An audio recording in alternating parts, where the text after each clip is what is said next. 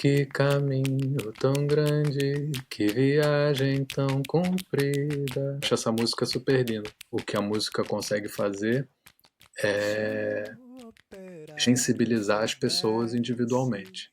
Tenho muita inveja aqui no Brasil, a gente não tem um 25 de abril para comemorar o fim da nossa ditadura. Nos últimos anos dei um pouco mais de poder ao Luca trabalhador e tirei um pouco de poder do Luca patrão. Sejam bem-vindos ao 8º episódio do Que Faz Falta, onde damos voz a quem não tem medo de mudar o mundo. Eu sou o Luís Leite e hoje recebemos alguém muito especial, o primeiro músico de intervenção neste podcast. É verdade, já era tempo de honrar o nome deste podcast. O meu convidado é Luca Argel, um artista que faz da música uma trincheira de resistência e da palavra uma arma de revolta. Embora venha da Tijuca, no Rio de Janeiro, Luca descobriu a roda de samba em Portugal e a partir daí desenvolveu uma obra que é muito mais do que um ritmo, é uma narrativa de luta, memória e identidade. O seu álbum Samba de Guerrilha é uma obra singular, uma aula de história em forma de música que resgata sambas esquecidos e os coloca como gritos de resistência contra opressões que atravessaram séculos. Luca é também poeta e mestre em literatura pela Universidade do Porto, onde fez uma dissertação com nota máxima, Meigo Energúmeno, uma leitura feminista da poesia de Vinícius de Moraes. Olhem só este título, promete, já diz muito, não é? Atualmente está a representar a sua arte como concorrente do Festival da Canção 2025 com a música Quem Foi? Traz para o palco da música portuguesa uma voz com um peso histórico e social. Luca Argel, alguém que vive entre versos, melodias e uma vontade inabalável de cantar o mundo. É uma honra ter-te aqui connosco. Muito obrigado por teres aceito este convite, Luca. Obrigado, Luiz. Prazer é meu. E obrigado por essa apresentação tão bonita. Você gostou? Gostei. Luca, vamos então mostrar que o samba não é só carnaval? Vamos. Eu tenho tentado mostrar isso há muitos anos já. Pra cá, pros portugueses. Antes de avançarmos, deixa-me só aproveitar aqui para agradecer aos meus subscritores pelo apoio. A colaboração mantém este projeto vivo e em crescimento. Se quiserem apoiar, podem subscrever ou fazer uma doação única no Buy Me a Coffee. Os links estão na descrição e nas redes sociais. Seguir, partilhar e deixar um gosto também faz toda a diferença. Permite divulgar o projeto e continuar a trazer convidados incríveis, como o Luca, para partilhar mais histórias inspiradoras. E este mês quero dar as boas-vindas à Marina Castro e à Sandra Silva. Como é que tem estado? Como é que tem estado essa aventura no Festival da Canção? Essa aventura que mal começou. Quer dizer, pra mim começou já há muito tempo, mas oficialmente ela só começou anteontem, quando as músicas foram finalmente apresentadas para o público, né? Que é acho que é o primeiro grande momento, assim, em que as pessoas podem ouvir as músicas. Algum feedback ou ainda é demasiado cedo? Eu tô meio que numa bolha voluntária, porque eu sei que essa música vai causar algum rebuliço, vai gerar hate, vai gerar aqueles comentários toscos de trolls nas caixas de comentários todas das redes sociais. O feedback que me interessa é um feedback mais das pessoas próximas, das pessoas que já me acompanham, ou de pessoas que não me conheciam, vão me conhecer através do festival e se identificaram de alguma forma Então é basicamente com a estás-te a música. proteger de alguma forma para te poderes focar do lado positivo. Sim, exatamente. Não é que eu não vá nunca, né, procurar saber o que está acontecendo do outro lado. Nesse primeiro momento é uma exposição grande e eu quero ir entrando nesse clima aos poucos, e evitar ansiedades. Gosto de saber a origem, que memórias é que tu tens da tua infância e também se partes de um lugar de privilégio ou desvantagem na tua vida social. Eu acho que dentro do contexto brasileiro, parto de um lugar de privilégio. Claro que um privilégio relativo, né? Porque a questão de classes sociais no Brasil é uma coisa muito, muito particular de países, né, que tenham passado de terem sido colonizados, de uma desigualdade social muito, muito elástica, né, absurdamente elástica. Se por um lado a gente tem falando especificamente do caso brasileiro aqui, uma classe dominante, as classes mais altas ali, o topo da pirâmide, com níveis de riqueza absolutamente surreais, né? Uma minoria que está completamente descolada da realidade do país. Todo o resto da base da pirâmide está muito mais próximo entre si. Você tem uma classe média que está muito mais próxima da miséria do que do topo da pirâmide. No entanto, é uma classe média absolutamente convencida de que ela está muito mais próxima do topo do que da base. Isso tem é, uma, é, tem é uma, interessante. tem uma autoimagem de superioridade com relação à pobreza É mais quase como extrema. se tivesse uma certa alergia à pobreza, como não somos nós, não é? Para rejeitar Exatamente, aquela parte da sociedade. exatamente. E acham que porque tem um carro, porque moram num bairro que tem saneamento básico e conseguem pagar com muita dificuldade uma escola particular para os filhos, acham que estão na perto da fatia dos mais ricos da sociedade do que dos mais pobres, quando não estão. Então, tem uma grande classe trabalhadora que engloba a classe média e a classe mais pobre. E é dessa classe média de onde eu venho. Meus pais trabalharam a vida toda como funcionários públicos.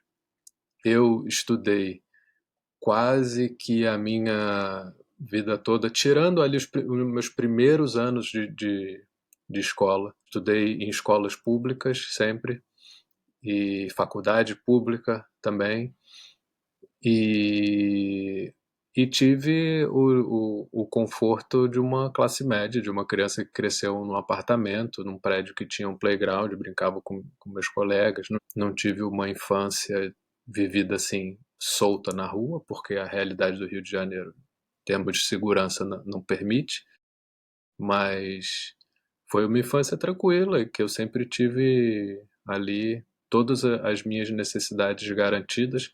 Obviamente não tinha tudo que eu desejava. Quando fiz 12 anos, queria muito ganhar um Game Boy. Meus pais nunca me deram um Game Boy porque era muito caro. Queria ter viajado para Disney, nunca viajei para Disney.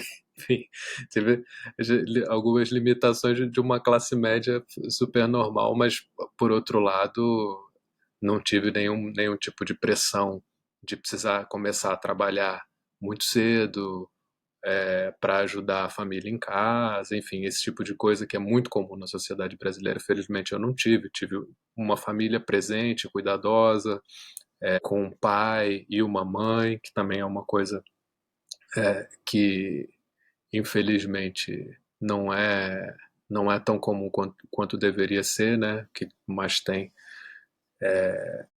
famílias monoparentais em que o pai sai de casa, abandona a mãe. Eu felizmente tive uma base de crescimento assim Mais com tarde chegaste a algum comprar um Game conforto. Boy ou nem por isso? Comprei muitos anos depois, já era já era adulto, já tinha, sei lá, 30 anos. Só para cumprir aquele desejo da infância, qual foi o primeiro momento em que te apercebeste que a arte seria um teu caminho? Que sentiste que realmente querias ser artista? Te lembras-te de algum momento específico ou foi assim crescendo? Foram, eu penso sobre isso, penso bastante sobre isso e acho que não foi um momento só, foram vários momentos, foram várias escolhas em momentos chave assim da vida que foram me levando para onde eu tô. Talvez os primeiros momentos que eu me lembro em que eu senti muito forte esse chamamento foi em um sarau que aconteceu na minha escola. Eu era adolescente, devia ter uns 13, 14 anos por aí. E a Associação de Estudantes da escola promoveu um sarau. Isso, né, na minha época de adolescência, era bastante comum. Depois eu acho que sumiu, eu não sei. Acho que isso é uma coisa que vai de temporadas, assim, de você ter os estudantes das escolas organizando pequenos pequenos festivais de bandas Uhum.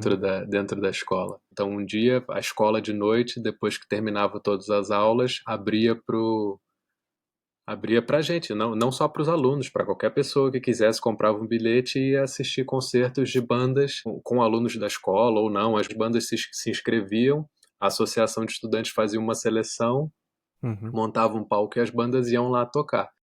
E o primeiro desses eventos que aconteceu na minha escola, eu fui super curioso para assistir e assisti e fiquei maravilhado com uma banda que tocou, chamada Black Bug. Ainda te lembras do nome? Lembro nítida, lembro de tudo. Era uma banda chamada Black Bug e de uns meninos da escola, eram de outro turno, eu estudava no turno da tarde, eles eram meninos que estudavam no turno da manhã, do mesmo ano que eu, e tinham essa banda que era uma banda cover de Nirvana. E eu achei o máximo quando eles começaram a tocar, eu ouvi aquela jarda de som, aquela guitarra toda suja, e o menino cantando, gritando. E eu fiquei assim, uau, acho que eu quero fazer isso, eu quero ter uma banda, quero aprender a tocar e dar shows, enfim. E foi o rock que te conquistou nesse Foi, caso. foi o rock, foi o rock. Fui um adolescente roqueiro e a partir daí na verdade eu fui lá já com algumas influências musicais na cabeça, mas isso foi se consolidando, né, junto com essa onda assim de amigos da escola que tinham bandas ou que tocavam, e era sempre rock, o nosso estilo era rock. E esse menino que que cantava e tocava guitarra nessa banda cover de Nirvana, o Kurt Cobain da banda, ele depois veio a tocar comigo na minha banda. A gente teve uma banda juntos. Só que nessa ele hoje em dia é baterista, ele não toca mais guitarra. Super baterista, o Lucas. Vieste para Portugal em 2012, daste de lugar, mas também de contexto. Onde é que sentes que pertences a Portugal? Já és português agora? Sentes-te português? Sentes que fazes parte da sociedade portuguesa? Sim, não sei o que é me sentir português. Eu me sinto parte da sociedade portuguesa, sem dúvida nenhuma. Mas isso de se sentir português, eu não sei muito bem o que é. É uma boa questão, talvez eu não saiba responder Pois também, é, né? inclusivamente para mim próprio. Eu já vivi em 3 países, hoje vivo na Bulgária, vivi na Roménia e Moçambique, e se me perguntarem qual dos países é que eu sinto que faço mais parte, será com certeza Moçambique. Talvez a língua, não sei, mas acho que a língua facilita essa sensação de pertencer. Eu me sinto completamente enraizado em Portugal. Sou um cidadão português, estou integrado na sociedade, integrado no tecido artístico Portugal com o meu trabalho, que é uma coisa da qual eu me orgulho muito, né? Tendo vindo de outro país, não cresci aqui, né? Vim aqui já com 20, 23, 24 anos que eu cheguei aqui e de alguma forma conseguir construir uma rede de relações pessoais e profissionais que é o que justifica assim a minha permanência aqui por tanto tempo, né? Por já 12 anos, daqui a pouco vai fazer 13 anos, 13 anos, como dizer aqui. 13. Se é mais a pronúncia de Lisboa, tu também viveste no Porto há alguns anos. Sim, No sim. Porto, creio que dizemos 13. Eu sou de Braga, sou do Norte. Sim, aqui em Lisboa que se fala mais 13. A maior parte desses anos, 10 desses 12, 13 anos, 10 foram no Porto. Sentiste muita diferença quando foste para Lisboa, em termos culturais? Sim, sim, senti. São cidades bem diferentes. Eu gosto muito das duas. Agora, com Lisboa ainda tenho uma relação de novidade, de descoberta. Já me sinto muito à vontade na cidade. Acho que é a cidade onde eu tenho que estar por muitos motivos nesse momento da minha vida. Mas o Porto, por ter vivido tanto tempo e por ter sido a primeira cidade em que eu, né, pousei quando cheguei em Portugal, tem uma relação muito, muito familiar de casa mesmo. E as coisas que acontecem no Porto, elas me atingem, me emocionam de uma forma muito peculiar. Quando penso nas transformações que a cidade do Porto sofreu desde o momento em que eu cheguei até hoje, é, eu fico muito mais comovido do que por enquanto, né, do que com as transformações que eu vejo acontecendo em Lisboa, talvez por estar há menos tempo aqui, ou talvez porque essas transformações que aconteceram no Porto foram muito brutais, muito da crise da habitação. não só da crise da habitação. A crise da habitação é um dos lados de uma crise que eu acho que é maior e mais sistêmica até, que é uma crise de o, o que é a cidade, ou melhor, para quem é a cidade, sabe? Uhum. Para quem uma cidade deve servir, né? E a partir da resposta para essa pergunta as coisas acontecem, né? E no Porto claramente se tomou uma decisão ali que o coração da cidade, né, o perímetro mais central da cidade se decidiu, não, essa parte da cidade não é para os portuenses, não é para os portugueses, não é para quem vive e trabalha na cidade. Essa parte aqui da cidade vai ser para turismo, para pessoas que vão vir aqui, turismo de pessoas que tenham dinheiro para deixar na cidade. E a partir dessa decisão as coisas acontecem. É, edifícios de residenciais passam a se transformam em hotéis ou Airbnbs, o comércio local vira um comércio genérico para turistas, restaurantes tradicionais fecham para abrir, sei lá, Starbucks e essas coisas. Enfim, toda a dinâmica da cidade muda em função dessa decisão. E daí vem uma crise da habitação, uma crise da cultura também, que me deixa particularmente triste. A gente teve há pouco tempo o episódio do Stop, que foi assim, escapou por Uhum. muito pouco e porque os artistas conseguiram assim num episódio muito raro Uhum. Da união, coletividade.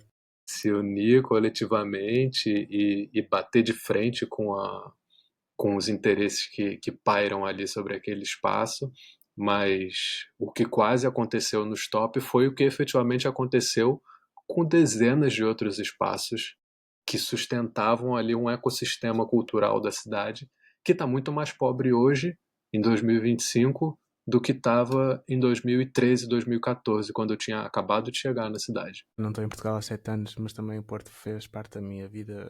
O primeiro estágio de jornalismo fiz no Jornal Notícias e lembro-me da vida que o Porto tinha. Tu falas muito dessa. Né? O Jornal de Notícias, inclusive, que já não existe mais. Ou, quer Não dizer, existe mais, o verdade? edifício Sim. clássico do Jornal de Notícias também já está lá, Algo vazio. histórico, não é? Que desapareceu da cidade, simbolismos e tantas coisas que fazem a vida de uma cidade deixam de existir. Falas disso na música gentrifica samba, é difícil de dizer para mim, mas tem a ver com o Porto, mas podia ser sobre Lisboa, podia ser sobre Braga, neste momento pode ser sobre tudo, não é? Podia ser sobre muitas cidades, né? Podia ser sobre Braga, podia ser sobre Lisboa, podia ser sobre o Rio de Janeiro, podia ser sobre Barcelona, podia ser sobre muitas cidades. Mas eu escrevi pensando em uma história que aconteceu no Porto, ali ainda no, no levantamento assim dessa grande onda de gentrificação que aconteceu na cidade. Assim, as primeiras vítimas que foram varridas foram não sei, foi aquele choque inicial. E o Gentrificar Samba foi escrito pensando em um desses espaços, pequenos espaços que existiam na cidade, Uhum. que foram que desapareceram. Era um quiosque que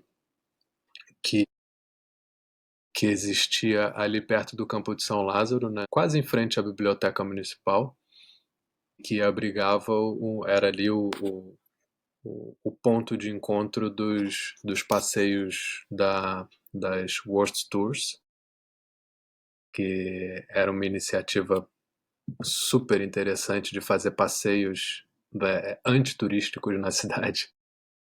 Chamar os próprios turistas para um passeio mostrando o que a turistificação tinha feito com a cidade. Não só isso, tinham vários passeios. Tinha um passeio que passava pelas ilhas e falava sobre a história urbanística do Porto de um ponto de vista crítico, né? Não de um ponto de vista do tipo, olha que grande paraíso, né? De destino turístico. Eles não foram, né? Eles usavam o que eu acho como um ponto também de venda de merchandising, de pequenas publicações de artistas locais. E o que eu acho que foi simplesmente destruído. Eles nem sequer foram despejados. Eles foram despejados o equipamento era o equipamento público. Não tinha conhecimento que tinha sido destruído. Sim, foi. A justificativa que eles deram para o despejo é que eles precisavam aquele espaço de, sei lá, 1 metro quadrado. Sei lá quanto espaço tem um quiosquezinho de rua, 1,5 m². Precisavam daquele espaço para um projeto, para uma obra que eles iam fazer ali naquela esquina e deitaram abaixo o quiosque. Porque iam construir alguma coisa que nem explicavam muito bem porquê, na altura ninguém sabia. E sei lá, se muito aquilo virou uma vaga de estacionamento, porque não tem mais nada Muito ali. interessante. Voltando aqui um bocadinho atrás na tua história, na tua introdução disse que descobriste o samba no Porto, acho que é um bocado... Depois estava a ler e estava a pensar que não descobriu o samba no Porto, mas realmente foi no Porto que te introduziste no meio da roda de samba. Primeiro podes explicar o que é uma roda de Talvez samba? o samba tenha descoberto a mim no Porto. Acho que foi mais, foi mais por aí. Como é que foi? No primeiro fim de semana que eu cheguei no Porto, eu cheguei no Porto e tinha um amigo já que eu conhecia do Rio de Janeiro, que vivia no Porto, e músico também. E a gente já tinha combinado antes mesmo de eu chegar que assim que eu chegasse a gente ia se juntar outros músicos de lá que ele conhecia e a gente ia fazer uma roda de samba.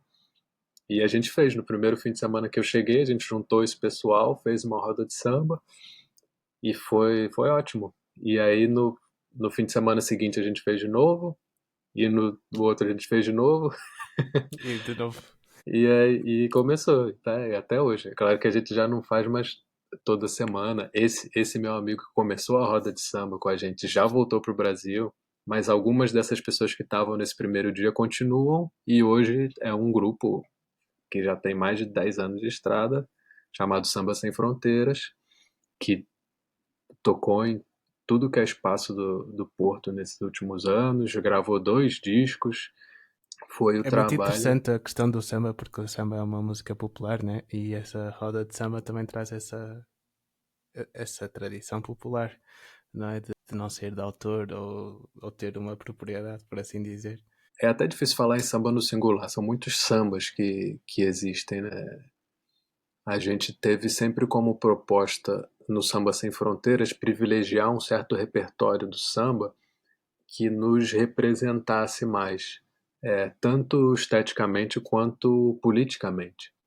Por ser um grupo de imigrantes brasileiros em Portugal e todos nós temos mais ou menos a mesma identidade política, ou pelo menos uma coisa muito próxima. O Samba Sem Fronteiras tocou em espaços no Porto, como associações culturais que tinham uma intervenção política ali local, com uma orientação libertária, de esquerda, em alguns lugares até anarquista mesmo. E a gente sempre se identificou com essa organização horizontal como opção política, né? E a própria disposição do fazer do samba, ela dialoga um pouco com essa visão, porque a gente faz roda. A forma mais tradicional de se tocar samba é em roda, né? Você não tem uma divisão muito clara entre quem são os artistas e quem é o público. O público está ali em volta da roda e muitas vezes interagindo com a roda. Não é bem um concerto, uma roda de samba não é um concerto, é uma coisa muito mais interativa. Estão todos no mesmo nível, no nível do chão ali da calçada, quem está à frente e quem está atrás, porque tudo acontece em 360 graus. É, inclusive, muito difícil fazer som de rodas de samba por causa disso, porque não tem essa coisa, a quarta parede de um teatro, de um palco, que faz a fronteira perfeita ali entre o que é o concerto e o que é o público. Então, quando isso está misturado, é até difícil, a gente não sabe bem onde colocar as colunas, para onde apontar as colunas. E isso é é uma característica estética do samba tradicional, sempre foi feito assim, mas que tem implicações éticas muito interessantes também, porque tira muito a importância da hierarquia, da equação ali né, da relação entre artista e público, tira o artista do pedestal, permite o público participar muito mais. O público de uma roda de samba é igualmente responsável pelo sucesso ou fracasso dela do que os músicos. Os músicos podem estar ali perfeitos, tocando muito, mas se não tem público, ou se o público não participa junto, não acontece, a roda não acontece. Né? E o contrário também, se os músicos estão ali, se o público está animado e os músicos não respondem, também não acontece. Eu estava a ler um livro que dizia uma história de samba, porque há várias histórias de samba, e essa que tu tens mais ligação é mesmo a popular, aquela que é o samba como uma forma de intervenção social. Como uma forma de intervenção no sentido, no caso, o que a história do samba, pelo menos na minha visão, né, mostra é que o samba pode ser considerado uma música de intervenção, não no sentido em que ela questiona explicitamente as estruturas sociais ali que sustentam as injustiças todas. O sambista, ele bem, estava falando da coisa da influência africana no samba. É muito mais que influência, aquilo é ascendência, né? O samba vem diretamente da música africana. E a forma de se fazer o samba também vem, e o que o samba faz é criar a intervenção dele, é uma intervenção local que ele serve como um elemento agregador, eu acho, um elemento agregador comunitário. Ajuda a um grupo de pessoas racializadas, pessoas trabalhadoras precárias, pessoas que estão numa posição de fragilidade muito grande, às vezes até de perseguição por parte do Estado, a criarem laços entre si, laços afetivos, laços de solidariedade. Essa coisa da roda de samba, de novo, é muito sintomática dessa função que o samba exerce de trazer as pessoas para perto, próximas umas das outras, porque individualmente é muito mais difícil resistir e sobreviver uma sociedade super hostil, né? A própria existência daquelas pessoas, daqueles grupos. Mas juntos e articulados ali, é muito mais fácil, colaborando entre si, e o samba ajuda a fazer essa cola comunitária, né? Tanto que o samba não é só uma música, o samba ele vai muito para além da música, ele é um encontro, tem sempre comida. O samba que não tenha comida e bebida também não existe, não funciona, porque a comida é outro fator, e isso é uma coisa também super importante das culturas africanas, dentro das religiões africanas também, que Uhum. vão e afro-brasileiras, né, se nota como a comida é super importante. Não tem cerimônia de candomblé que não tenha comida, em que você não dê comida pros orixás. É super importante. E para o samba também é super importante ter uma comida, ter ali uma macarronada, uma feijoada, alguma coisa para manter as pessoas ali próximas, e isso por si já é um gesto de, de já é um gesto político, né, de resistência. Resistência é uma palavra problemática, ela tem lados que eu gosto e lados que eu não gosto. O historiador que eu mais li e estudei nos últimos anos, que fala muito sobre samba e cultura popular brasileira, ele gosta de falar, o Luiz Antônio Simas, ele gosta de falar existência, e não só em resistência, porque o que essa o que esse complexo cultural do samba faz é inventar novas formas de existência para aquelas comunidades. Inclusivamente identitárias. Já. Sim, sim, exatamente. De ligação com o território também, muito importante. Dentro de comunidades super marcadas pela diáspora, pelo êxodo rural, você criar raízes no território também é uma parte muito importante da construção de identidade, de preservação da própria autoestima das pessoas e das comunidades, de terem orgulho de serem dali, fundarem uma, uma linhagem familiar própria que foi porque a anterior dos antepassados foi cortada pela escravidão, você perde completamente o acesso a quem foram seus ancestrais e você precisa se refundar em algum outro lugar, criar suas mitologias, seus rituais, e o samba é um ritual central dentro dessa nova fundação de identidade. Isso tudo é político, isso tudo é, é intervenção também, né? É arte de intervenção, ainda que nem sempre, e na verdade, nos sambas mais antigos, muito pouco é tematizado essa coisa da intervenção explícita, né? Como a gente está acostumado a associar a música de intervenção, é uma música que vai falar contra o capitalismo, vai falar contra o racismo. Nem sempre os sambas falam sobre isso, mas isso não torna de jeito nenhum eles menos políticos. A importância política deles não é de todo diminuída por causa disso, porque ainda que o discurso esteja em outro lugar, a prática, a vivência do samba, ela cumpre uma função política muito forte, muito fundamental. Tendo sido o samba proibido, o ato de cantar já é, de certa forma, resistência, direi eu. Ou seja, só o ato de colocá-lo em prática já é essa intervenção. Exatamente. E ele não chegou a ser.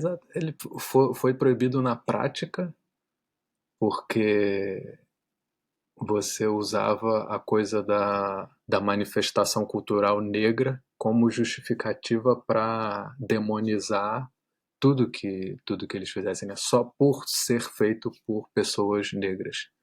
E aí é aí que o samba entra, apesar de não ser nominalmente mencionado na lei da vadiagem, né, no Código Penal que criminalizava essas práticas. A única prática que é nominalmente citada no Código Penal é a capoeira.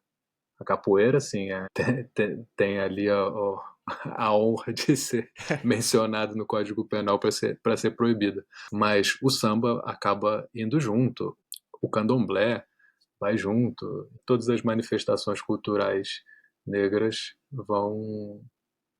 entram nessa cesta de coisas que o Estado brasileiro queria exterminar e Essa lei da depois da vadiagem, abolição. basicamente, quem eram as pessoas que estavam a praticar a vadiagem, no fundo, eram os descendentes de negros. Por isso, quem estava a tocar o samba eram descendentes negros, basicamente. Era um ataque direto aos negros. Porque é que eu estava aqui a pensar, porque é que estes temas te interessam tanto? Porque é que te motivam tanto ao ponto de criar obras sobre o assunto? Não foi uma coisa que na minha trajetória foi pensada. Eu não fui atrás do samba com esse intuito. Acabou acontecendo como eu te contei aqui, por acaso, fazendo uma roda de samba com amigos. Só que a partir do momento em que essa prática se torna se torna mais recorrente, eu começo a me fazer samba como a minha como o meu ganha-pão e como uma coisa realmente séria no meu dia a dia, eu sinto a necessidade de me aprofundar no tema, de estudar mais sobre ele. E é nesse estudo, quer dizer, essa consciência toda do caráter político do samba, ela desperta em mim um pouco depois, quando eu já estava imerso na prática dele. E, e com o agravante, assim, entre aspas, de estar fazendo samba em Portugal, essas questões políticas acabam ficando ainda mais interessantes de se pensar, né? Toda essa história de perseguição do samba que a gente está falando, isso vem de uma cultura colonial. A raiz disso tudo é o tipo de colonização que foi feita no Brasil. Vem da escravidão como pilar de sustentação do meu país. Isso está atrelado à própria história de Portugal.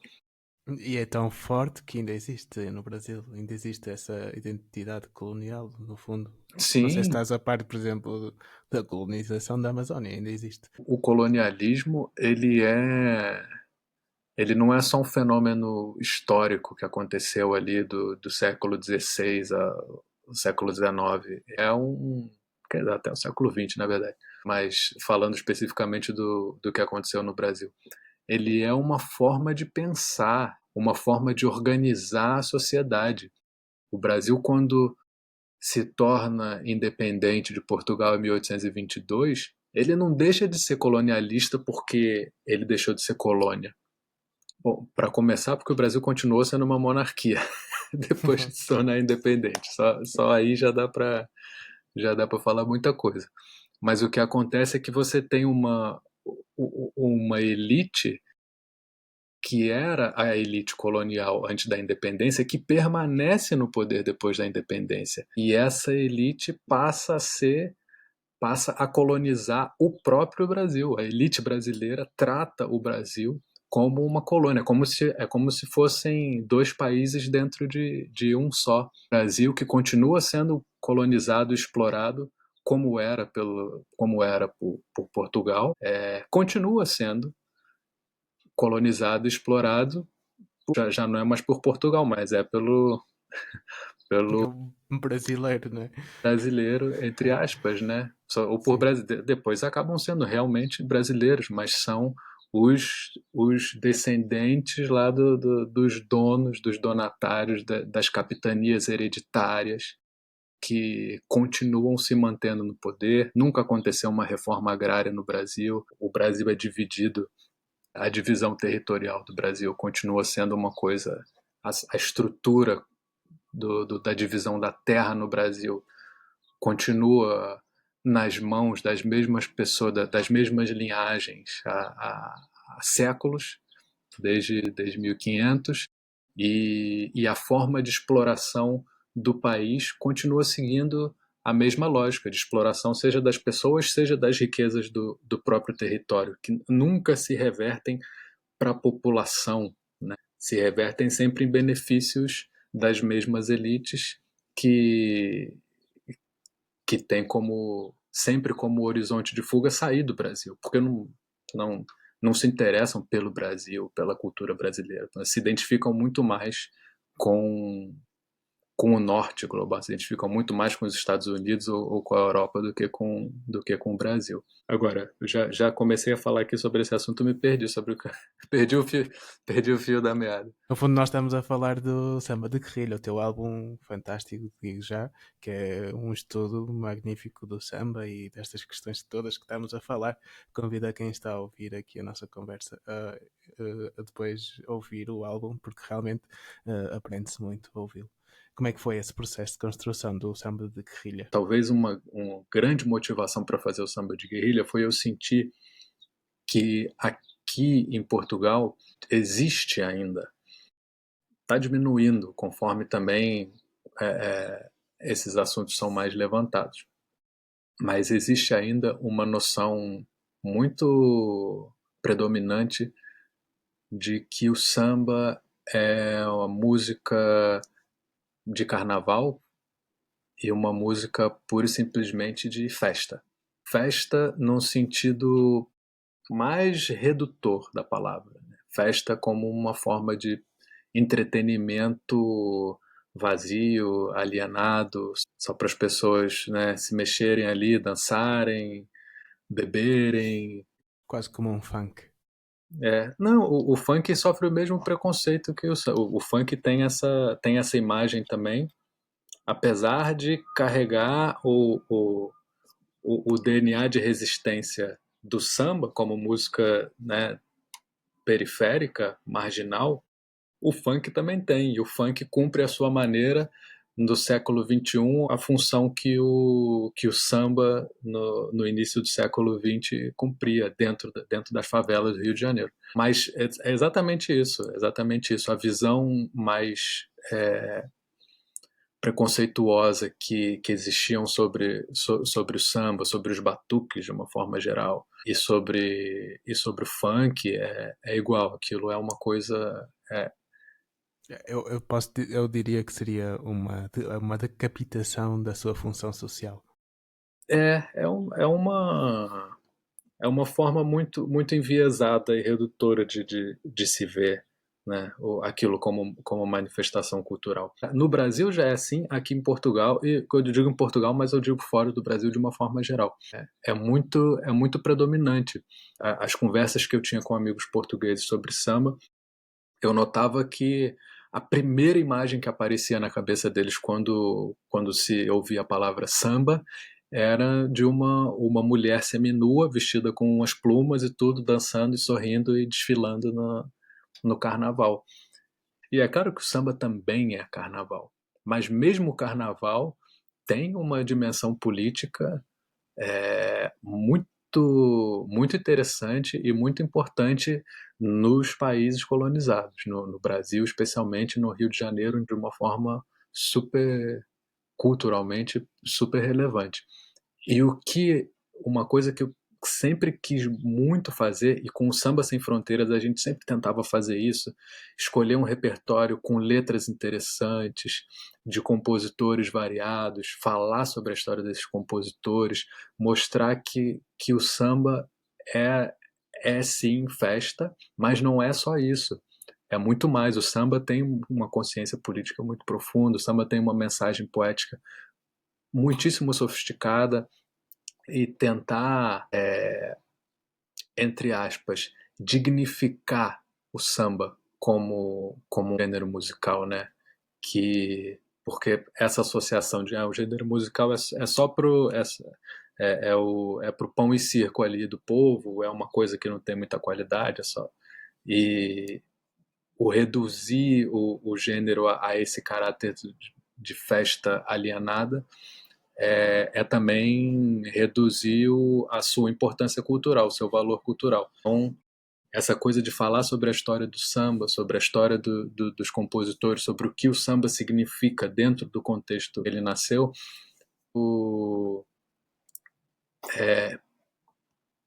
faz com que as pessoas ouçam o samba com outros ouvidos. O que eu mais ouvia no início das rodas de Samba Sem Fronteiras, de amigos portugueses, era como eles desconheciam completamente esse outro lado do samba. E depois iam atrás dos compositores. Então, a gente tocava uma música do Noel Rosa e falava: essa música aqui é do compositor Noel Rosa, não sei o que. Falava assim, uma ou duas frases sobre o compositor, e aí tocava a música. Depois, essa aqui é do Nelson Cavaquinho, essa aqui é do Cartola, e aí você vai criando uma constelação dos grandes poetas do samba, que tem histórias de vida interessantíssimas, tem um repertório espetacular, e que as pessoas não conheciam muito, porque tinham aquele preconceito de que o samba é só aquela música lá dos desfiles das festas de carnaval, não serve para mais nada. E o samba de guerrilha, tipo, esse trabalho que a gente fazia assim muito de leve nas rodas de samba, o samba de guerrilha é isso levado à máxima potência, né? Que é um Uhum. álbum que tem mais parte falada do que música. Mas aprende-se imenso sobre o samba a ouvir o álbum. Eu não sabia o que queria dizer quitanda, então estava a ouvir a tua música e fui pesquisar. E isso levou-me depois ao teu álbum, Sabina, que é o nome de uma quintadeira, que também não sabia o que queria dizer. Quitandeira, é. Queres contar a história das vendedoras de laranjas que deu nome ao teu quarto álbum? Sim, sim, isso é muito interessante. Várias palavras que a gente no Brasil não tem ideia que não se usam aqui por serem africanas, né? Geralmente são de Eu origem. pesquisei, neste caso, a palavra quitanda tem origem no quimbundo, que é uma língua falada em Angola. Pois é. Geralmente quando tem esses sons ND, uma coisa mais nasal, vem das línguas banto, vem do Uhum. quimbundo. Sim. Isso já aconteceu também com uma outra música minha do Keso Peito Banguela, que as pessoas aqui também não sabiam, só descobri depois, não sabiam o que significava Banguela. E eu fui saber, porque essa é uma palavra africana Sim. que chegou no Brasil, mas não chegou aqui. Se calhar está a chegar agora com uma maior influência Ah, com brasileira certeza vão chegar ainda e muitas, africana também. muitas. Algumas já chegaram, ou pelo menos as pessoas sabem o que significa, né? Apesar de não usarem muito, tipo bunda. Sim, é Portugal verdade. sabe o que é, Sim, sim, apesar sim. de não se Mesmo o usar. fixe, acho que tem essa influência Boé, também. boé. Uhum. Sim. Mas voltando à quitandeira Sabina, a história dessa mulher, da Sabina, descoberta, descoberta assim, né? Eu descobri lendo sobre histórias do samba, apesar dela não estar diretamente relacionada com o samba, mas não tem como estudar a história do samba sem estudar um pouco a história da cultura de rua e, e da história brasileira e do samba que eu estudo especificamente da história do Rio de Janeiro ali da virada do século XIX para o século XX e do início do século XX, que é quando o samba surge, quando ele se codifica enquanto gênero musical. E nessas leituras esbarrei com a história da Sabina. Mais uma vez foi o Luiz Antônio Simas, foi através das pesquisas do Luiz Antônio Simas que eu conheci a história dessa mulher que vendia laranjas na rua e que se meteu numa confusão ali, se não me engano, foi em 1889, exatamente nos meses, foram poucos meses que separaram a abolição da escravatura no Brasil e a queda da monarquia. Uma foi a abolição, foi em maio de 1888 e a monarquia cai em novembro de 89. E foi ali, nesse período de transição, que a Sabina presenciou uma cena ali de briga, de disputa entre jovens republicanos, estudantes da Faculdade de Medicina do Rio de Janeiro, com um anarquista, com um visconde, que estava passando na frente da faculdade de, de charrete. Só que o problema é que os estudantes da faculdade usaram como armas nessa briga com o Visconde as laranjas que a Sabina vendia. Eles eram clientes da Sabina e foram lá na banca da Sabina, pegaram um monte de laranja e atiraram na carroça do Visconde, que foi fazer queixa para a polícia. E a polícia foi, assim, provavelmente muito melindrada de prender os estudantes que eram, né, a gente está falando do século XIX, né, de uma faculdade de medicina do século XIX. Que classe social tinha acesso a ensino superior de medicina nessa época? Né? Eram os filhos da alta burguesia ou Uma da rebeldia. aristocracia ali do império. Ainda era um império. Então, para não voltarem de mãos vazias, eles apreenderam as laranjas da Sabina e expulsaram a Sabina ali do ponto onde ela vendia. transformaram aquela mulher em bode expiatório, o que é uma demonstração. Essa pequena história, ela serve como exemplo de como funcionam as relações de classe no Brasil, né? Mesmo quando há uma disputa política ali, como era entre monarquistas e republicanos, esse tipo de disputa política institucional acontecia entre elites. Eles pertenciam ali, eram adversários, mas pertenciam a uma mesma classe dominante. Às vezes é necessário ter um certo privilégio para poder.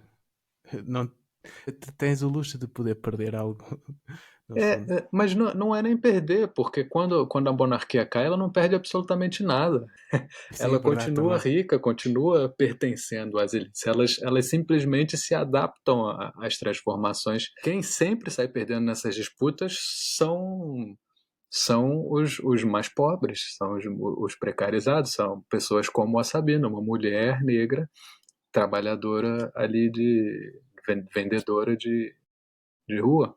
A corda, quando arrebenta, ela sempre acaba invariavelmente prejudicando o mesmo grupo de pessoas. E foi o que aconteceu com a Sabina. Se a história acabasse por aí, era tipo, só mais um dia no Rio de Janeiro, uma mulher negra se deu mal para não sobrar para os filhos de famílias ricas. O que aconteceu de interessante é que esses estudantes se organizaram em solidariedade a Sabina e fizeram uma grande manifestação de rua no dia seguinte, uma manifestação que se transformou basicamente num desfile de carnaval, é o que os jornais da época contam, porque a população toda aderiu e começou a levar instrumentos e tocar e inventar versos ridicularizando o chefe da polícia, e que apreendeu as perigosíssimas laranjas da Sabina. E isso deu uma. E fizeram uma coisa muito inteligente, porque fizeram os desfiles pelas ruas do centro do Rio e fizeram questão de passar nas portas de todos os grandes jornais da época. Então, eles venderam uma história muito interessante para os jornais em um momento em que o clima político já estava tenso, a monarquia estava prestes a cair, aquilo envolvia um visconde, envolvia essa disputa, né, pela chegada da República. Então, aquilo para os jornalistas era um prato cheio Uhum. e não deu outra. Essa Sim. repercussão da história da Sabina foi tão grande que o chefe da polícia caiu, ela recebeu de volta a autorização para vender as laranjas dela ali no ponto e acabou virando uma espécie de personagem mitológico das ruas do Rio de Janeiro. Teve essa história contada em uma peça de teatro de revista, E ela manteve a sua quitanda, que é um conseguiu, mercado, basicamente. conseguiu manter a sua quitanda. E aí, agora, também essa história terminando aqui já é uma história super interessante. O problema é que ela ainda dá mais voltas, Uhum. porque na, na peça que celebra essa história da Sabina, ela é representada por uma atriz branca no, no, na Uma atriz peça de branca. teatro de revista. Não é. Ou seja, mesmo tendo virado um símbolo, digamos, de uma resistência popular, né, contra uma autoridade injusta, ainda assim, para conseguir subir a um palco de um teatro para ser contada essa história, ela teve que perder a negritude dela, a personagem teve que perder a negritude para conseguir ocupar esse espaço. Ou seja, é um acumular de violências, né, que a gente consegue identificar nessa história, super interessante e é exemplar do que são as relações sociais no Brasil, até hoje, até hoje. Só hoje em dia que temos mais consciência dessa branquitude que existiu tanto tempo atrás. Ainda hoje existe, claro, mas acho que só hoje é que Começando, a começamos gente a só hoje pensar. está começando a pensar. Assim, já muita gente pensava sobre isso no Brasil. Assim, tem trabalhos pioneiras dos movimentos antirracistas no Brasil que identificavam essas coisas. Hoje em dia, no Brasil, essa discussão sobre branquitude, especialmente, é que está começando a ficar mais ampla, mas junto com ela vem a carga, né, de séculos e séculos de racismo, e a gente continua tendo até hoje, que vai ficando até mais intensa conforme o racismo vai sendo identificado e, e pressionado, ele tende a ir ficando mais violento também, né? Mais reativo. E a gente vê hoje com redes sociais é fácil. Toda semana tem um caso de racismo acontecendo, seja em alguém que é expulso de um supermercado, de um avião, de uma loja, um tratamento diferencial que pessoas negras sofrem no Brasil. Isso é moeda corrente no Brasil até hoje, infelizmente. Eu, por acaso, hoje passei uma situação racista. Porque, Estava no metro com a minha cadela. Eu vivo na Bulgária e eu sou branco. Racismo com brancos é assim uma coisa estranha, mas eu estava no metro e um senhor falou para mim e eu disse: Olha, desculpe, não falo búlgaro. E ele mostrou-me a suástica nazi que tinha no pulso e tentou arrastar a minha cadela. E eu consegui sair, empurrei, mas foi assim uma situação um bocado delicada. Às vezes penso que a maior parte das pessoas não tem consciência do que é ser alvo de racismo. E isto foi uma situação claramente racista por não falar a língua. É mesmo violento para a pessoa, quase impedida de existir. sim, e no seu caso ainda você tem, e acho que é ainda uma camadazinha de privilégio que Uhum. pessoas brancas têm, que é que se você não abrisse a boca para falar, ele não ia saber que você não era búlgaro. Verdade, sim. Né? Se ficasse calado, você ainda estava protegido. Uma pessoa Uhum. negra não tem como se proteger. Né? Ela Verdade, não, ela sim. não precisa falar nada nem fazer nada para ser alvo. Eu, há bocadinho estavas a falar do final da escravatura, é algo que os portugueses às vezes confundem. E o final da escravatura em Portugal não é igual ao final da escravatura no Brasil, porque quando acabou em Portugal continental, continuou a existir no Brasil antes da abolição. Continuou nas colônias em África também, que eram domínio Exatamente. português, mas isso não conta nos manuais escolares, não conta como Portugal. Conta para. Só terminou o mercado para a metrópole, vá, que é a palavra que se usava depois no É, colonialismo. Mas continuou o mercado de uma mercadoria que eram seres humanos, que é sempre um bocado estranho de pensar. e trabalhos forçados nas colônias portuguesas em África só terminou com o 25 de abril, que era basicamente como a mesma coisa que trabalho escravo. Essa ideia de que a abolição da escravatura, que Portugal foi um dos pioneiros em abolir a escravatura por causa da lei do Marquês de Pombal de 1700 não sei a data de cabeça, mas ela é super hipócrita. Eu descobri uma coisa nesses estudos, né, aprofundados do samba de guerrilha, que foi quando acontece a independência do Brasil em 1822 e boa parte da corte portuguesa, porque o Rio de Janeiro tinha virado capital de Portugal a partir de 1808. E quando começam a voltar a aristocracia portuguesa para Portugal, depois da independência, já era proibida a escravidão em Portugal. Ou seja, os escravizados que essas pessoas ainda tinham no Brasil, elas já não poderiam levar para Portugal, porque em Portugal já não podiam entrar pessoas escravizadas, por causa dessa lei, de que Uhum. Portugal tanto se orgulha. Sim. Mas, nesse caso específico, quando o Brasil fica independente e esses nobres querem voltar para Portugal, eles querem trazer seus escravos também. E abrem uma exceção para eles. Ah, sim? Sim, sim. É aberta uma exceção dessa lei para que essas pessoas possam voltar para Portugal com os seus. Com o estatuto de escravo? Que interessante, não tinha noção nenhuma sobre essa história que estás a contar.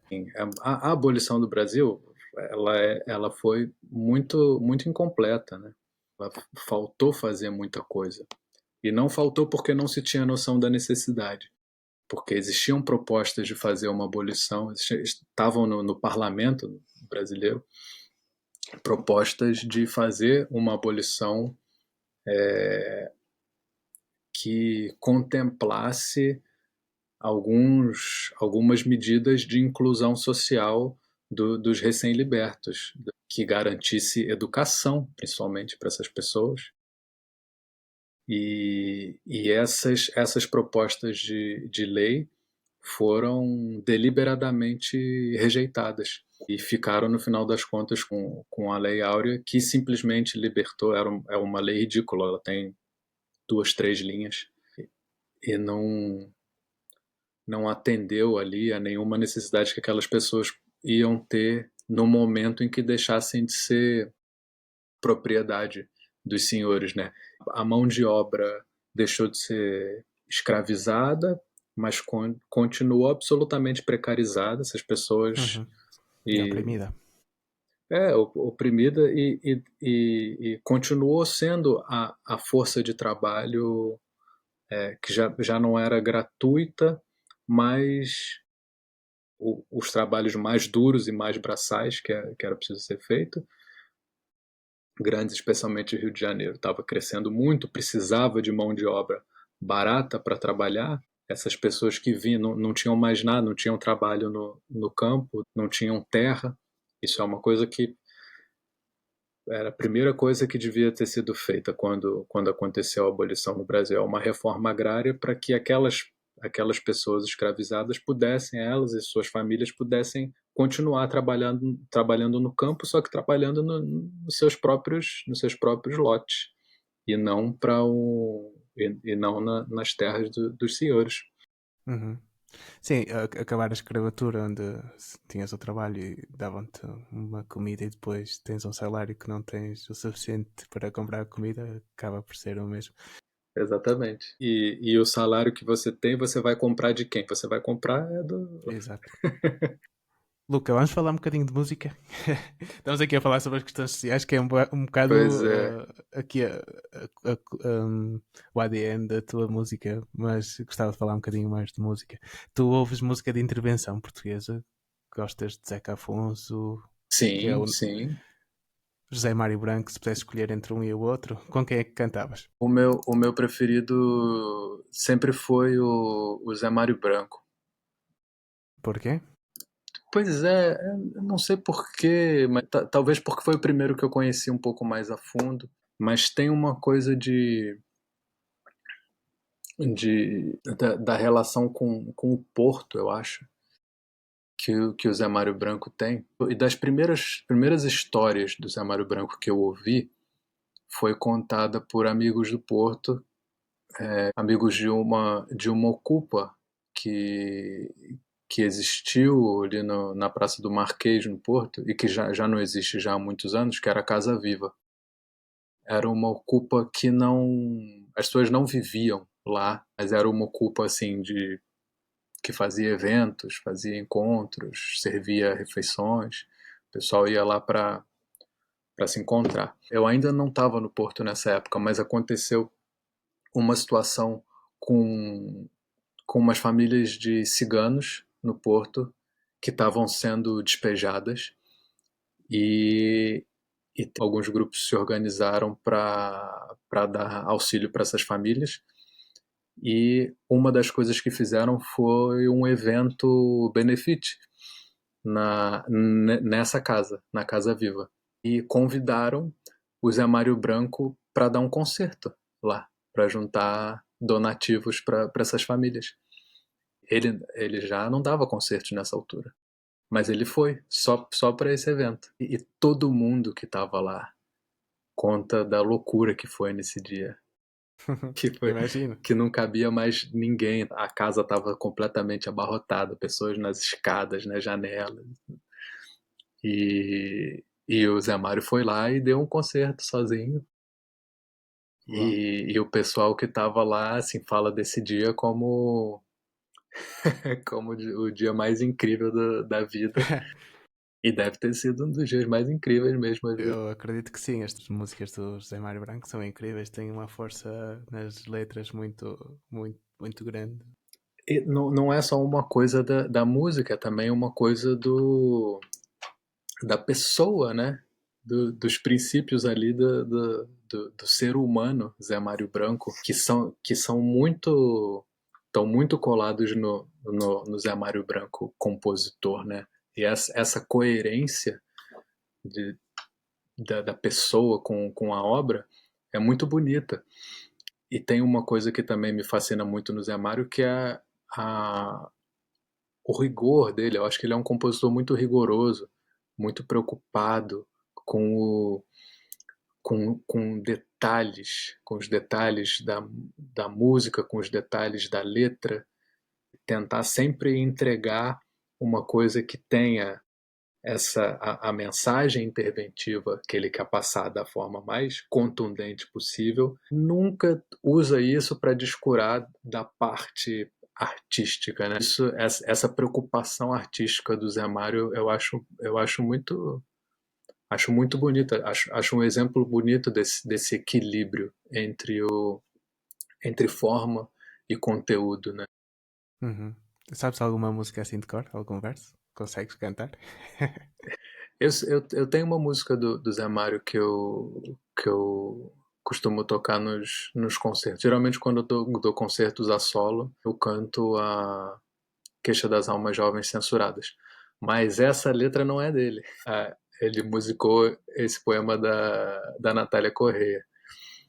E assim, de memória, que caminho tão grande, que viagem tão comprida. Vou trocar os versos aqui, não vou me arriscar. Mas acho essa música super linda.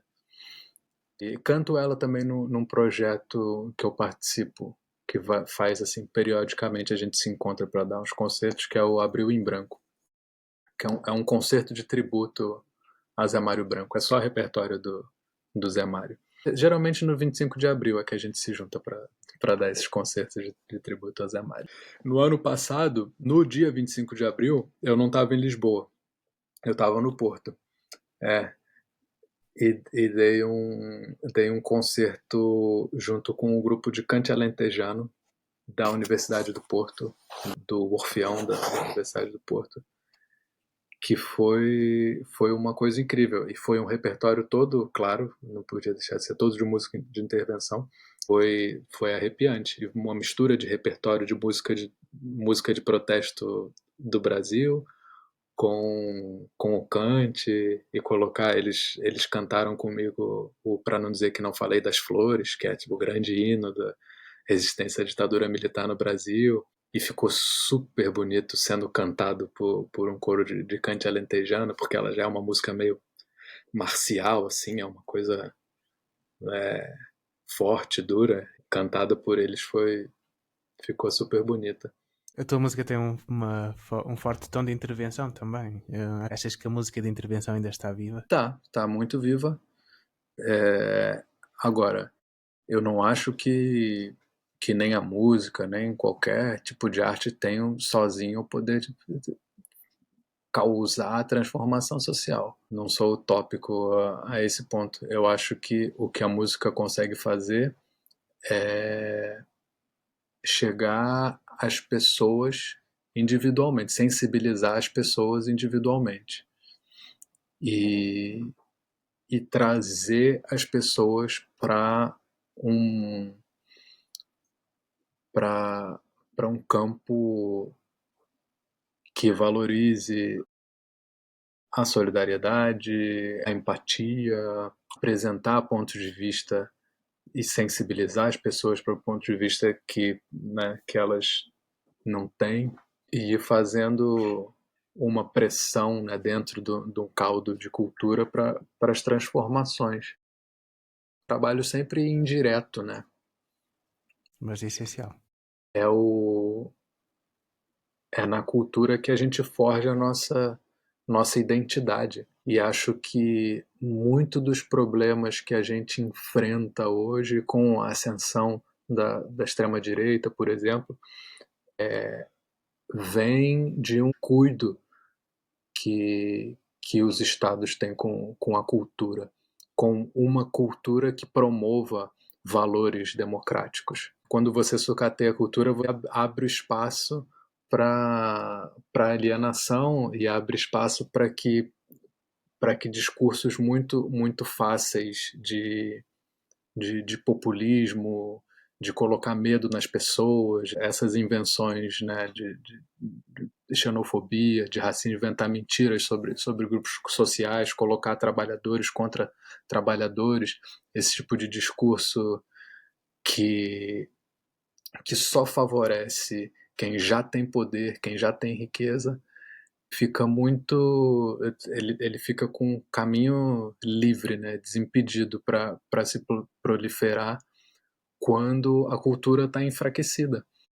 Quando as pessoas não têm acesso à cultura, quando os trabalhadores da cultura não têm condições para desenvolver seus trabalhos e viver deles. Não é fácil viver da cultura. Nada fácil, mas não precisava ser assim.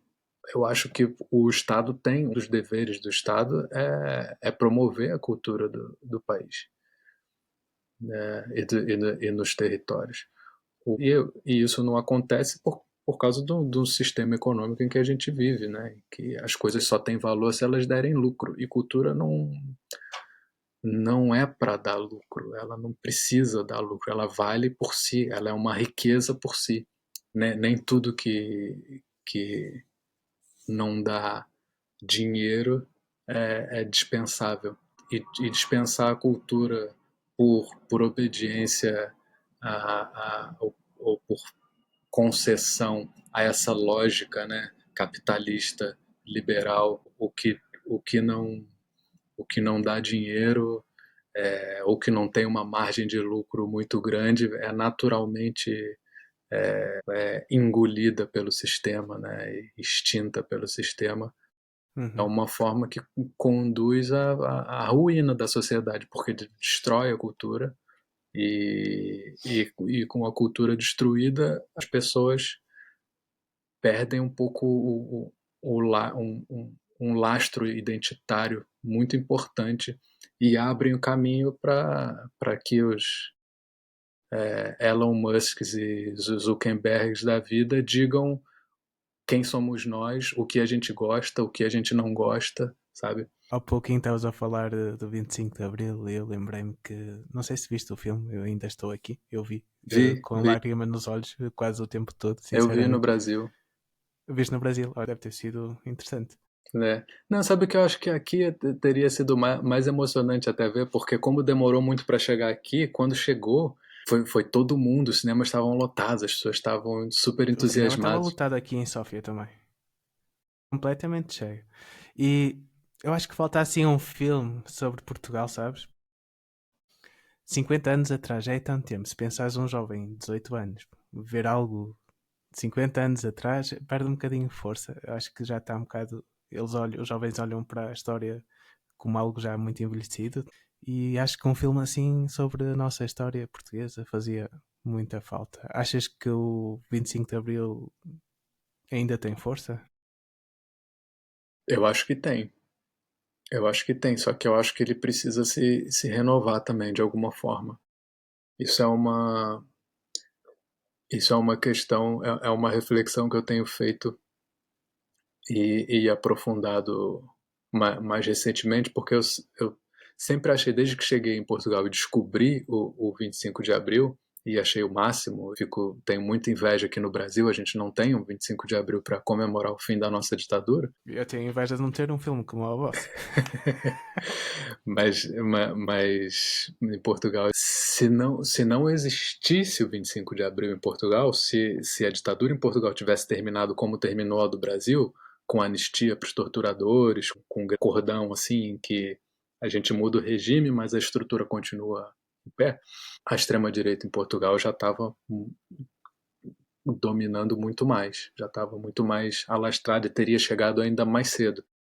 O 25 de abril, eu acho que ainda a memória, a mitologia em torno do 25 de abril, esse ritual, né, de todo ano, descer a avenida e fazer essa lembrança coletiva e ser um feriado, né? Isso, isso é super importante. Isso é aquela coisa da cultura que eu estava falando. Uhum. Isso forja uma identidade de um país sobre valores bons, valores importantes de liberdade, de fraternidade. O problema é isso, é que já faz 50 anos, a coisa vai envelhecendo, as gerações vão passando, e eu já começo a me perguntar até que ponto essa memória do 25 de abril já não tá sendo, meio paradoxalmente, uma âncora para a gente pensar além do 25 de abril, sabe? Para aquilo que o 25 de abril não conseguiu cumprir. Cumpriu muita coisa importante, mas muita coisa ficou por fazer. E eu não me pergunto se ficar muito agarrado a essa memória também não dificulta o trabalho para que essa renovação aconteça, sabe? Eu nunca tinha pensado nisso. Eu estava numa mesa de debate no final do ano passado e ouvi isso de uma pessoa, de um vereador que colocou essa questão para mim, e eu, pela primeira vez, pensei que, sem, sem, sem desmerecer, é óbvio, toda a importância do 25 de abril, mas conforme o tempo passa, a gente precisa ter muito cuidado para ele não se transformar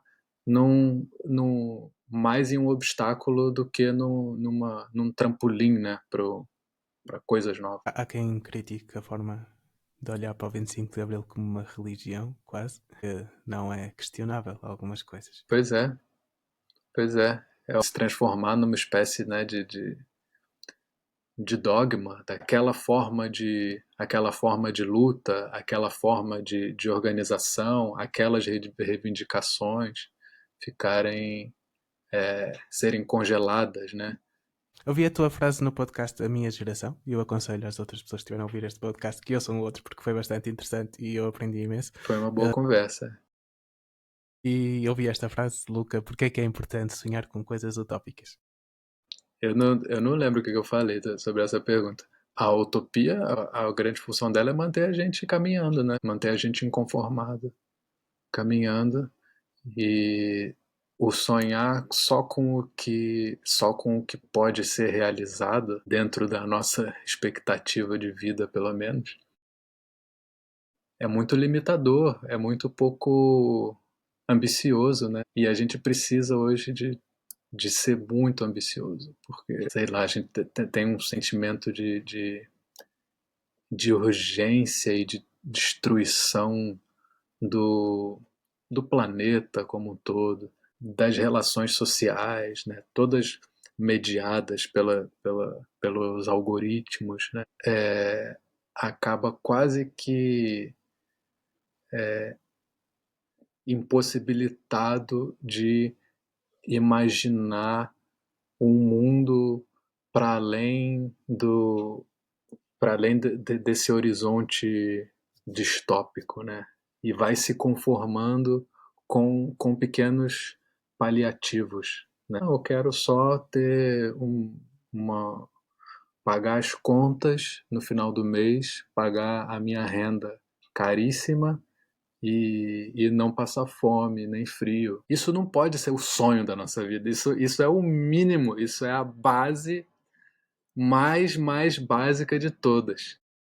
E está se transformando para gerações mais novas no grande sonho de vida. Não pode, o sonho tem que estar muito lá em cima, porque tentando chegar lá no sonho, a gente dificilmente vai chegar lá, mas a gente chega no meio do caminho que é que é que é melhor, que é mais confortável. É ter o básico, mas também ter acesso à cultura, poder ir a concertos, poder ir a exposições, poder comprar livros, ler livros, poder, sabe, no dentista, fazer terapia, fazer esporte, passear no fim de semana, fazer nada, ou ter 2, 3 dias da semana que você não precisa fazer nada, só descansa, poder acordar tarde. Isso é o. É o... isso devia ser o sonho.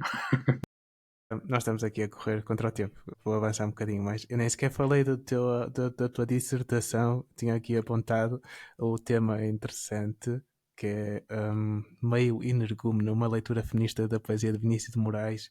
Era misógino, Vinícius? Eu não diria que ele era misógino, não.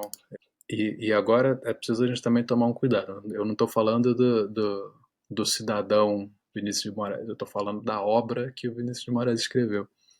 Eu estava só a fazer uma pequena provocaçãozita. É uma obra que ela é assente em uma ideologia profundamente machista mesmo, porque é a, a forma de relação entre, entre gêneros e de compreensão das funções de gênero na sociedade que o Vinícius cresceu era profundamente machista e patriarcal. E ainda é. Na época dele era mais ainda. E a obra dele reflete tudo isso e em muitos momentos força, né? Ele não inventa ele não inventa o machismo, não inventa a misoginia. Eu acho até que misoginia é uma palavra que já extrapola assim o que ele é, porque ele tinha uma devoção até grande demais, talvez, às mulheres. O problema é a forma como se dá essa devoção e em que lugar ela coloca as mulheres, né? Num lugar assim de contemplação, mas ao mesmo tempo de quase que é quase como uma prisão esse altar que ele coloca a figura da mulher, porque ele idealiza uma mulher. E isso é só um dos aspectos que eu trabalho na minha tese, né? Ele idealiza uma mulher que é muito passiva, que é muito pouco trabalhada intelectualmente ou psicologicamente. É uma mulher que existe basicamente para se dedicar ao amor pelo homem. Não existe mais muita função ou muito mais perspectiva de vida para uma mulher dentro da obra do Vinícius que não seja o amor pelo homem, que é uma coisa muito redutora para a vida de uma pessoa. E isso é uma das coisas problemáticas que eu encontrei na obra do Vinícius. Agora, não diria que com isso ele é misógino. Acho que seria muito injusto dizer isso, mas patriarcal, sem dúvida. Vieste para Portugal para estudar literatura e daí que fizeste a dissertação sobre Vinícius de Moraes, né? Exato. E essa dissertação vai ser publicada em livro agora no início do Ah, ano. ótimo. Ela vai sair, Quando é que isso vai sair? se tudo der certo, em abril. Oh, Vamos está ver. quase. Está nas últimas revisões. Eu estava ontem mesmo terminando de ver a diagramação do livro, anotando coisas para corrigir. Eu não li a tese toda, sinceramente, mas li o princípio e fiquei fascinado com a tua forma de escrever. Muito interessante. Então, espera para terminar de ler quando sair o livro, porque ele já está todo atualizado, revisado. Vou ler-te, com certeza que sim. Como é que foi esse diálogo com o Vinícius? Gostaste de dialogar com ele? Eu acredito que fosse quase como uma conversa. Puseste muitas questões. Pus muitas questões e às vezes ele responde às questões. Às vezes. Às vezes ele responde. Foi bonito, porque foi uma releitura, né? Eu acho que o Vinícius faz parte da cultura brasileira de uma forma que um dos maiores críticos literários, estudiosos de literatura brasileira, o Antônio Cândido, fala uma coisa sobre o Vinícius que é fabulosa, que poucos autores conseguem, com a sua obra, numa entrar na cultura e se transformar em moeda corrente, transformar a sua obra em moeda corrente. E o Vinícius é um dos autores que conseguiu isso. Acho que no Brasil, em grande parte, porque ele também escreveu música. Ele não foi só um poeta dos livros, ele escreveu muita canção. Talvez a canção brasileira das mais conhecidas no mundo, que é a Garota de Ipanema, é dele. Uhum. E muitas outras coisas, versos assim que as pessoas sabem de cor, às vezes nem sabem que é dele, do que seja infinito enquanto dure, sabe? Dos sonetos dele. Ele é um autor que se entranhou na cultura popular de um país. E isso é um mérito muito grande. Poucos conseguem fazer isso, né? Se diluir dentro da cultura. O diálogo com o Vinícius é sempre interessante porque é um diálogo, de certa forma, comigo mesmo. Qualquer brasileiro que dialoga com o Vinícius está observando ali coisas que ele já aprendeu desde que se entendeu como gente no Brasil, porque ele está meio que espalhado pela, Talvez como o pela Fernando nossa Pessoa em cultura. Portugal. Eu acho que mais do que Fernando Pessoa em Portugal, porque Fernando Pessoa não fez música. Sim, sim, porque a música chega-nos a nós de forma mais direta do que uma poesia. Acho que Fernando Pessoa, mesmo em Portugal, não é uma coisa de cultura popular, sabe? Ele não é super popular. As Verdade. pessoas conhecem, todo mundo Mas é conhece. proibido não gostar de Fernando Pessoa. Claro, ninguém vai dizer que não conhece alguma coisa do Fernando Pessoa, mas a minha releitura do Vinícius, procurando esses pontos que fosse mais fácil identificar a questão do machismo, foi muito interessante e muito fértil. O grande tema do Vinícius por excelência é o amor. E enquanto ele fala sobre o amor, ele está colocando ali, ele está abrindo um mapa da forma como aquela sociedade ali em que ele cresceu, em que ele viveu e que ele de certa forma representava, né? Como que se davam essas relações, como que as pessoas idealizavam o amor, e ele, como pessoa muito sensível, como homem muito sensível, conseguiu colocar em palavras essa a forma a nossa forma mais tradicional de amar e de entender o amor, que é uma forma super problemática. É uma forma muito atravessada por todas as pressões históricas que a gente sofre da religião, da política, da economia, até de tudo que a gente tem também de desequilíbrio, de injustiça nessa sociedade, se manifesta na nossa forma de se relacionar afetivamente. E é interessante, o Vinícius escreveu muito sobre isso, e se você lê com atenção, você consegue entender muitas coisas, não sobre literatura, sobre o mundo mesmo, sobre a sociedade. Então, depois do Vinícius de Moraes, o próximo livro sobre alguém será sobre o Aldair Blanc, Sobre o Aldir. Não, teu não. autor preferido.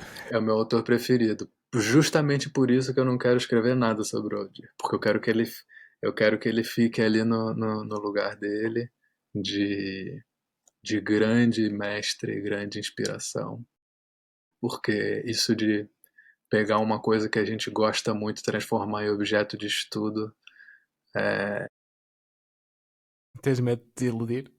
Não, não tenho medo de me desiludir. Eu sei que várias questões de problemas de machismo que na obra de Vinícius tem, eu vou encontrar na obra do Aldir também, tenho certeza absoluta. Mas a questão com o Aldir é que eu me identifico muito mais com a linguagem poética dele do que com a do Vinícius, hoje em dia, pelo menos.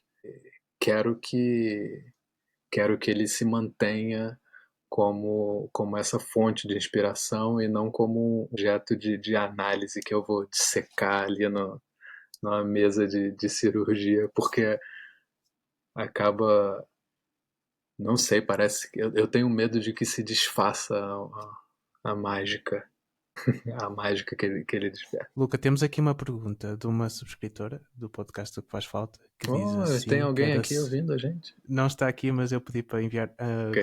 com antecedência.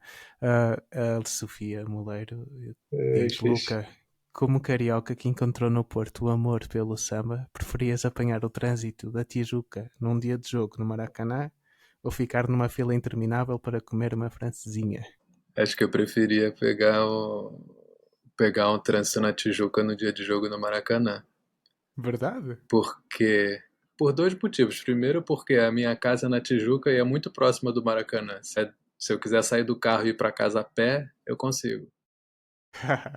E Uma boa depois, porque razão. num dia de jogo no Maracanã, se for um jogo grande, tiver muito público, pelo menos você olha pela janela e vê cenas, e vê figuras engraçadas, vê o pessoal animado, cantando, vendendo coisas. Tem mais. tem ambiente que é muito mais fácil de se entreter no meio de um trânsito perto do Maracanã do que numa fila no Porto para comer francesinha, até porque as francesinhas no Porto que tem muita fila para comer não são as melhores. Tens alguma recomendação já Fica, agora? fica a dica. Eu não sou grande especialista em francesinha, não, mas Não? Ah, ok. a francesinha ali daquele restaurante que tem ali perto da Esmai, que eu sempre lembro o nome, que eu sempre esqueço o nome, aliás. Que tem uma francesinha normal ótima e tem francesinha vegetariana também ótima. Não estou a ver. É na Rua da Alegria, bem perto da Esmai. Agora, na Rua da Alegria não, é na rua paralela ali, a Rua da Alegria. Não vou lembrar o nome agora. Eu já não estou no Porto há tanto tempo, também não vou lembrar, não te preocupes. Não, é bom até que a gente não lembre para deixar o lugar mais Boa, boa. sem muito assédio, sem filas. Se a gente ficar falando muito, fazendo muita propaganda, daqui a pouco vai começar a ficar É com filas verdade, é intermináveis verdade. para lá também. Interessante que o Aldair é do mesmo lugar que tu, da Tijuca. Achas que isso tem alguma relação? Com certeza, com certeza tem. Tem porque eu conheço os lugares que ele fala.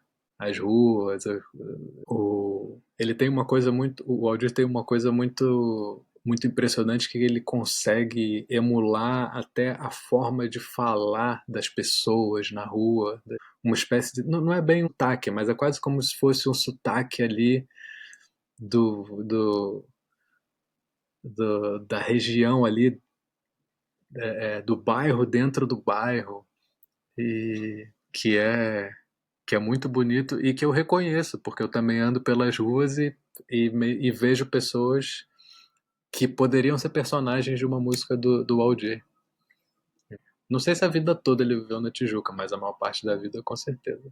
Uma pergunta que é obrigatória aqui neste podcast: o que é que tu achas que faz falta? Eu acho que faz falta a gente se encontrar mais e se reunir mais offline, fora das redes. É uma coisa que eu acho que faz falta, da gente se organizar coletivamente, tanto em termos políticos quanto pessoais também. E usar mais o encontro físico, que se deixar afogar ali no virtual, no digital, que é muito útil, mas que não também pode ser muito limitador, né? Se a gente fica ali dependente demais dele. Sim, é o exemplo da nossa conversa. Se tivéssemos a. Exemplo da nossa conversa, se fosse pessoalmente, com certeza ia ser diferente. Verdade. Olha, eu tava olhando aqui aquela cena que eu te falei sobre os escravizados trazidos do Brasil, e realmente eles, quando o Brasil fica independente em 1822 e a corte volta para Portugal, esses escravizados voltam na condição de escravizados. Apesar de, segundo a lei portuguesa, eles deveriam ser automaticamente libertos assim que pisarem em Portugal. Mas esses, especificamente, que vieram depois da independência do Brasil, não foram. Contra a própria lei de 1761 do Marquês de Pombal. Isso é muito interessante É, porque até na lei se encontrou uma forma de tratar as pessoas como mercadoria depois da lei já estar aprovada. pois é, pois é.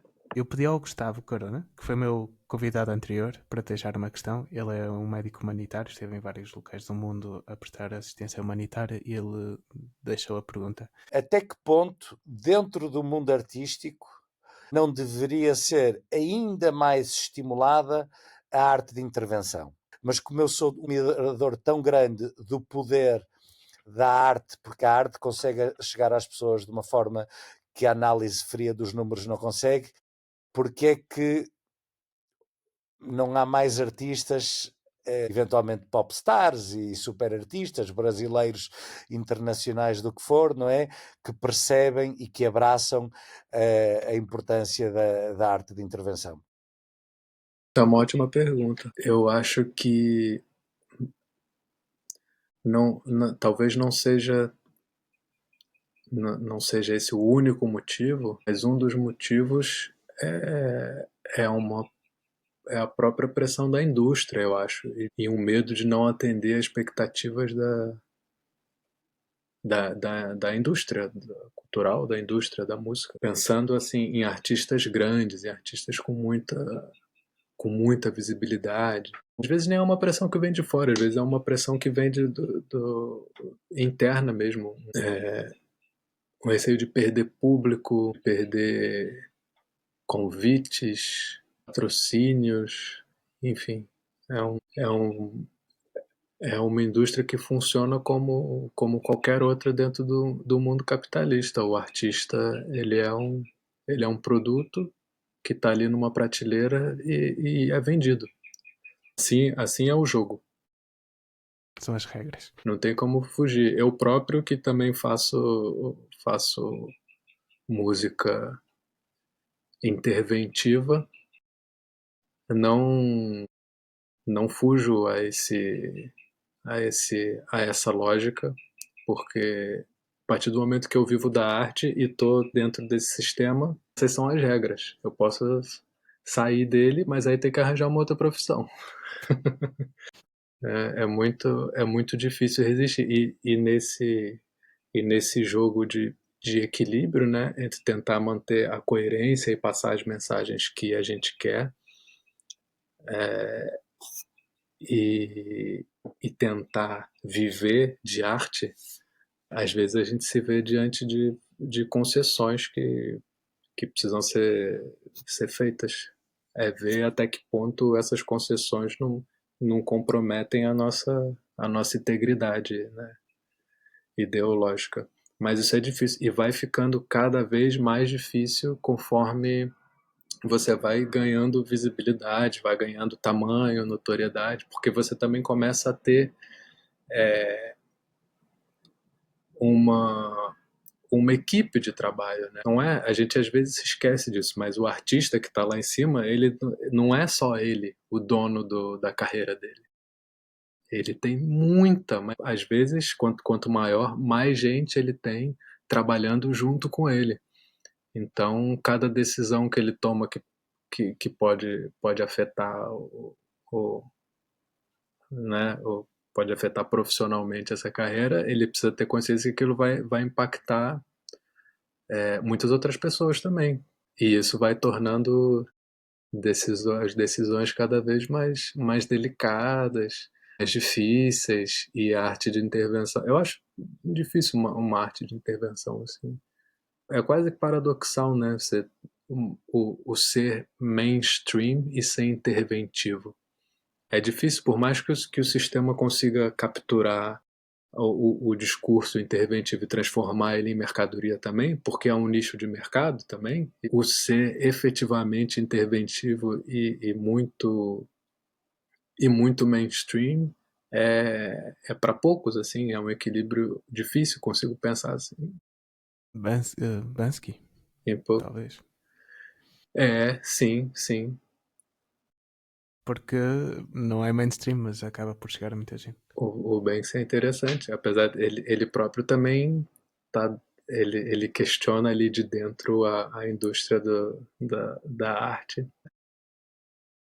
Olhando para trás, como te vês em relação à pessoa que eras há alguns anos? O que é que mudou em ti e como é que isso te impacta no dia de hoje? A grande mudança que eu vejo em mim com relação a alguns anos é que eu tô menos workaholic. O trabalho para mim já não é o carro-chefe da vida, pelo menos não tem a dimensão tão grande quanto tinha antes. Continua sendo muito importante. Eu comecei a relativizar um pouco o tamanho que ele ocupa na minha vida, especialmente nas minhas horas, na forma como eu faço a gestão do meu dia, do meu tempo. Eu, por ser um trabalhador independente, precarizado, cibos verdes e etc., essa história toda, eu sou, né, o meu próprio patrão.